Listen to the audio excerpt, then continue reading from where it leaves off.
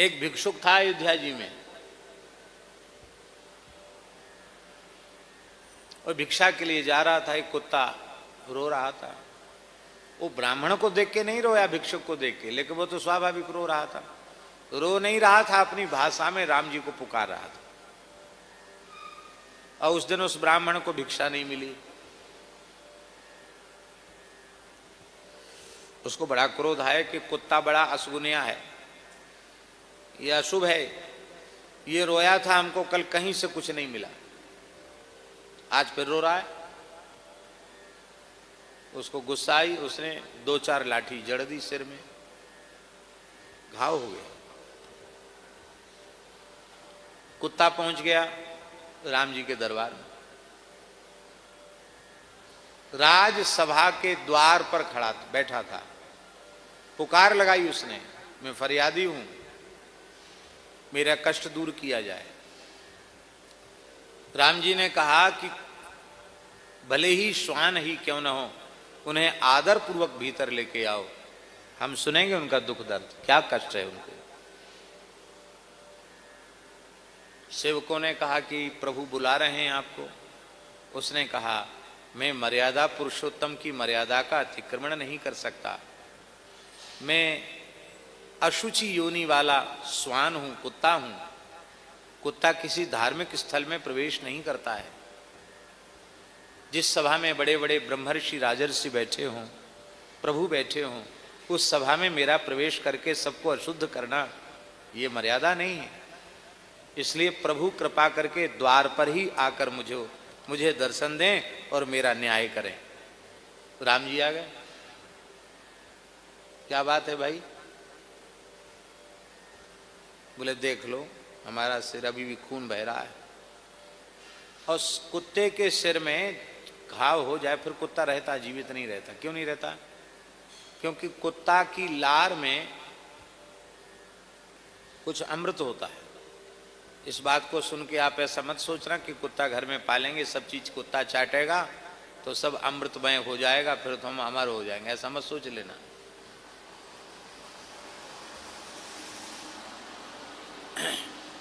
कैसा भी घाव कुत्ते के शरीर में कहीं भी हो जाए, वो अपनी जिह्वा से चाट चाट करके उस घाव को ठीक कर लेता। उसकी लार में विशेषता है, कुत्ते की लार में। और आप प्रयोग करके देख लेना, घाव हो गया हो, भर नहीं रहा हो, उस पर कुछ मक्खन वगैरह कुछ लगा लो, और यदि कुत्ता से परहेज नहीं है तो, और कुत्ता से उसको चटवाओ, 2-4 बार कुत्ता चाट देगा, 2-3 दिन चटवाओ, ठीक हो जाएगा घाव। बिना मलहम बिना पट्टी के घाव ठीक हो जाएगा। भगवान ने सभी प्राणियों में कोई ना कोई गुण दे रखा है, उसकी जीभ में ऐसा कुछ है, वो ठीक हो जाता घाव, कीड़े नहीं पड़ सकते। पर अब सिर में घाव हो गया तो वहां कैसे चाटेगा? इसलिए सिर में उसके घाव में कीड़े पड़ जाते हैं, और फिर कीड़े पड़ने के बाद उसको मरना ही पड़ता है। और कुत्ते की मौत बड़ी खराब होती, कहते रे कुत्ते की मौत मरोगे, यही है कुत्ते की मौत। किसी ने डंडा मार दिया, सिर में घाव हो गया, कीड़े पड़ गए, अब महाराज जितना बिलबिलाता कुत्ता, बिलबिलाकर प्राण त्यागता है कुत्ता। देखो मेरी क्या हालत है। राम जी ने कहा तेरी मलहम पट्टी तो हो जाएगी, कोई बात नहीं है, घाव नहीं बनने दिया जाएगा, भर दिया जाएगा घाव। पर ये किया किसने? तो कुत्ता ने कहा कि ये ब्राह्मण देवता, इन्होंने हमको मारा, ये भिक्षुक हैं, इन्होंने मारा हमको।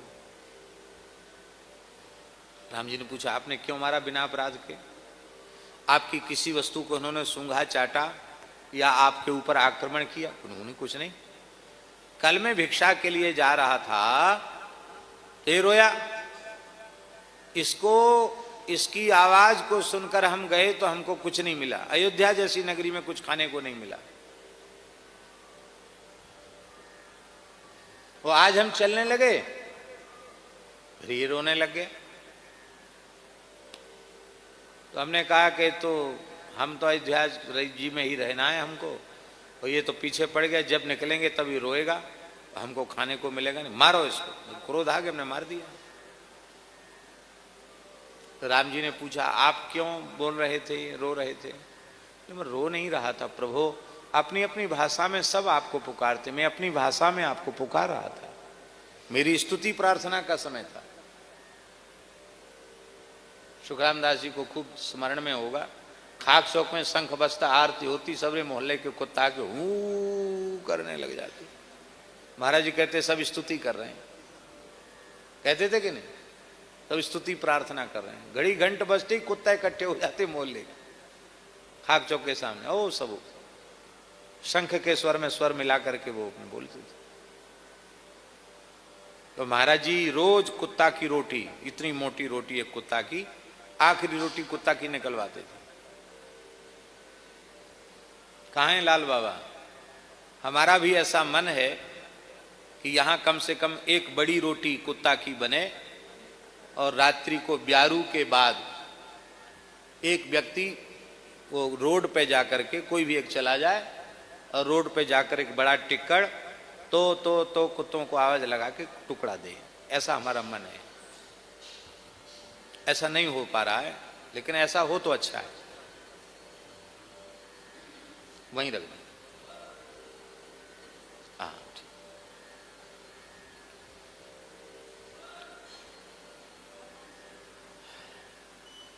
कुत्ते को रोटी, आखिरी रोटी अवश्य मिलनी चाहिए। कुत्ते ने कहा हम तो गुणगान कर रहे थे प्रभु का, हम थोड़ी कुछ कर रहे थे। और इनको भिक्षा नहीं मिली, अपने भाग्य से नहीं मिली, भीख भी भाग्य से मिलती है, इनका भाग्य ठीक नहीं, इनको नहीं मिली। हमारा इसमें क्या दोष? इन्होंने हमको व्यर्थ में मारा। राम जी ने कहा अपराध तो इस जति का सिद्ध हो गया,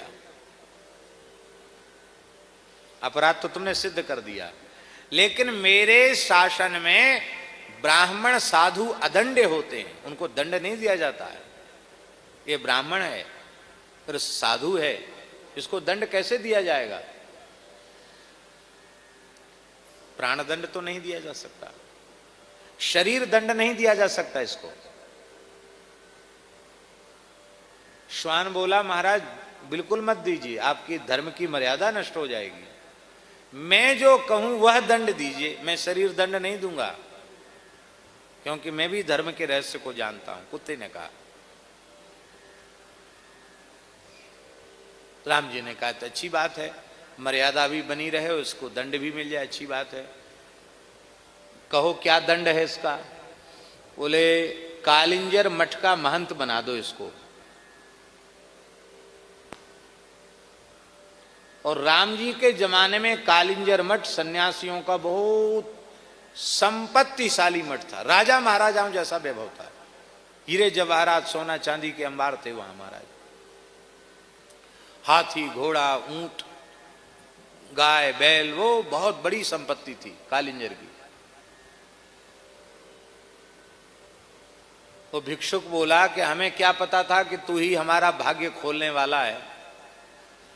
इतने दिन से अयोध्या में रह रहे थे, पहले ही 2-4 डंडा लगा देते तेरी खोपड़ी में। कितना बढ़िया पुरस्कार दिया हमको, बताओ। भीख मांगते डोल रहे थे, इतनी बड़ी गद्दी का मालिक बना दिया, महंत बना दिया। तो सबको आश्चर्य था, ब्राह्मण भी प्रसन्न हो रहा था कि चलो हमको महंत बना दिया गया।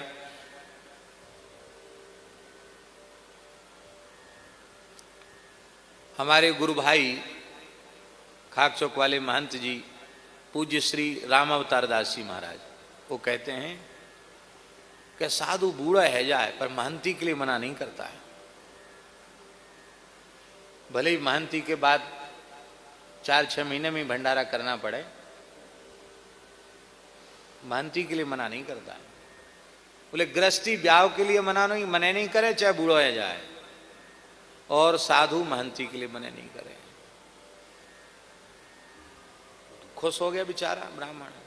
तो सबने कहा कि स्वान तुमने दंड दिया कि पुरस्कार दिया? ये दंड तो किसी की समझ में नहीं आया, क्या दंड दिया तुमने?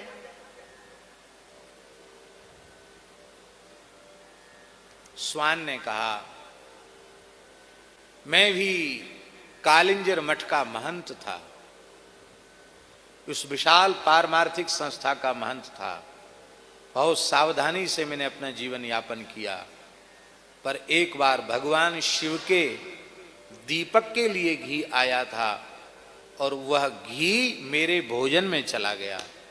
उस पाप से मुझे कुत्ता बनना पड़ा।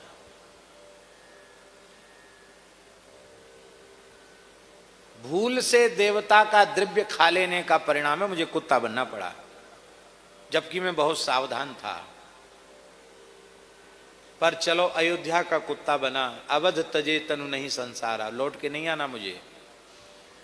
ये तो क्रोधी है, ये तो वहां पहुंचते ही बड़ा प्रमाद करेगा, किसी को गाली देगा, किसी को फटकारेगा। तो हमको तो इतना सा प्रमाद करने पर कुत्ता बना, इसको तो पता नहीं कहां कहानी भटकना पड़ेगा। लोगों ने कहा भाई स्वान तुम तो बड़े चतुर हो, हम तो सोच रहे थे कि तुमने बोला। हाँ, हमने तो ऐसी सजा दी है, ये सावधान नहीं रहेगा तो भोगेगा।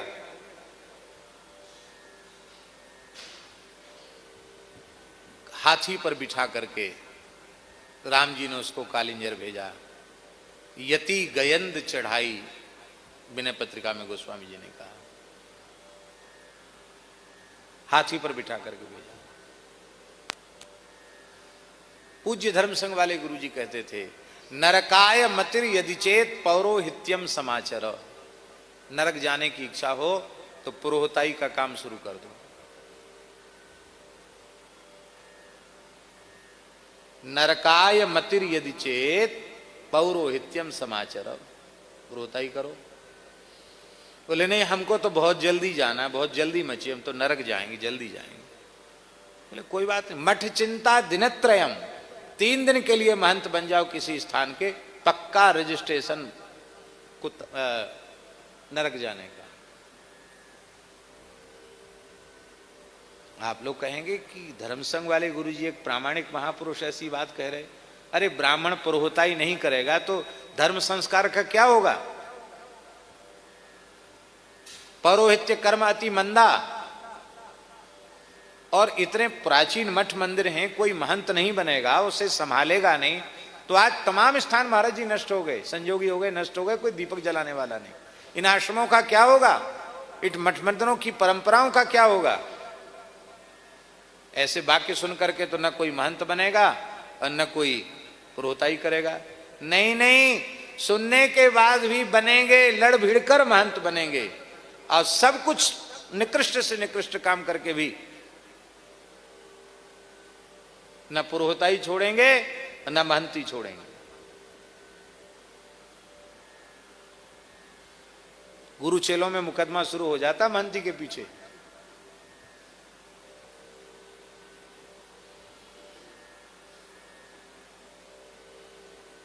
इसका आशय है कि पुरोहित है, अब पुरोहित को श्राद्ध भी खाना पड़ेगा,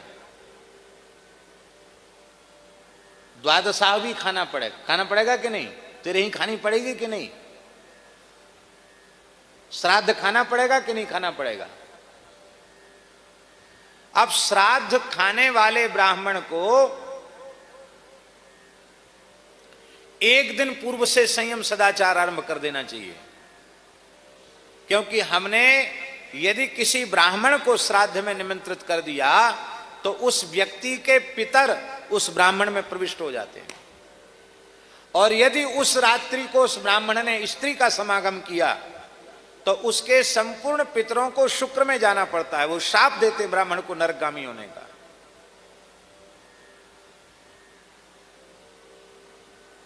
श्राद्ध के पहले स्त्री का स्पर्श न करे। अब घर में भोजन करके श्राद्ध करेगा तो श्राद्ध नष्ट हो जाएगा, नरक जाना पड़ेगा। और श्राद्ध खा के आवे फिर घर में भोजन करे तो श्राद्ध नष्ट हो जाएगा। और श्राद्ध भोजन करने के बाद भी स्त्री प्रसंग किया तो पितरों को शुक्र में जाना पड़ेगा, नरक में जाना पड़ेगा। पितरों को शाप देते हैं पितर। श्राद्ध खाने वाले ब्राह्मण को एक दिन पहले भोजन छोड़ दे, तृप्त होकर के खाए, और खाने के बाद जब घर में आवे तो भूमि पर शयन करे, स्नान करे, 1 सहस्र गायत्री का जप करे। और रात्रि को भूमि पर शयन करे, तब वो श्राद्ध खाया हुआ अन्न पचता है। अब एक एक दिन के श्राद्ध में 10-10, 20-20 जगह श्राद्ध खा रहे हैं, क्या गति होगी? शुक्र शनि राहु केतु का भी नहीं छोड़ रहे हैं। मंत्र जप तो हो रहा है, पर उसी में मोबाइल चल रहा है, मुंह में तमाकू खाए हुए हैं, गुटखा खाए हुए हैं, माला फेर रहे हैं। संध्योपासन करना नहीं है, गायत्री जपना नहीं है, दान लेने के लिए हर समय तैयार खड़े हैं। नरक जाना पड़ेगा कि नहीं? त्रिकाल संध्योपासन करे, यजमान के कल्याण के लिए दान ले, और उस दान से, दान में प्राप्त धन के भी दशांश को तत्काल दान कर दे। 100 रुपए मिले तो समझे 90 रुपए हमको मिला है, 10 रुपए तुरंत किसी अच्छे काम में लगा दे।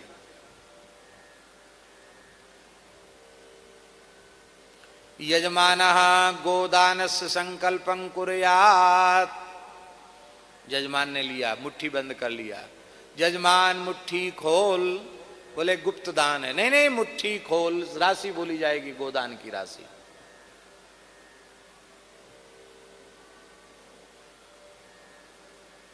अब पंडित जी को तो चाहिए ठीक ठाक, और जजमान है महाकंजूस, उसने 50 रुपट्टी ऐसे मुट्ठी में बंद ली।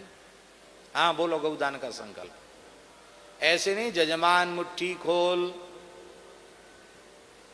बोले नहीं नहीं, गुप्त गुप्त है, गुप्त। बोले गुप्त नहीं, प्रकट नहीं होगा गोदान संकल्प। महाराज जैसा भी हो, आप जैसा समझो। खोलना पड़ा, जजमान ने खोली। अरे 50 रुपया में गैया आती है, 100 रुपया तो ठीक है, ठीक, बहुत ज्यादा पीछे पड़ा, 50 रुपए और बढ़ा दिया। अरे 100 रुपए में गाय आती है क्या? खींचतान करके 50 वाला धीरे धीरे 151 तक पहुंच गया। अब वो 151 गए पंडित जी की जेब में। अब उन्होंने उस राशि को अपने व्यवहार में ले लिया। बहुत ध्यान से सुनना इस बात को। गोदान में प्राप्त राशि गाय की सेवा में लगनी चाहिए, वो अपने व्यवहार में नहीं लगनी चाहिए। पर इतना विवेक रखने वाले कौन हैं जो गोदान की प्राप्त राशि को अपने उपयोग में न लेते हो? हम लोग साधु हैं, संकल्पित गोदान नहीं लेते हैं, लेकिन फिर भी किसी का भाव होता है कि हम ठाकुर जी के मंदिर में गोदान करें, जिससे ठाकुर जी को भोग लगे, गौ संत ब्राह्मण सबका, सबके मुख में जाए हमारा अंश। तो वो या तो अच्छी गाय लेके आते हैं, या गाय गौशाला की गाय लेकर फिर ठाकुर जी को देते हैं। ऐसा होता है। हम उस राशि को आश्रम के किसी काम में नहीं लेते हैं।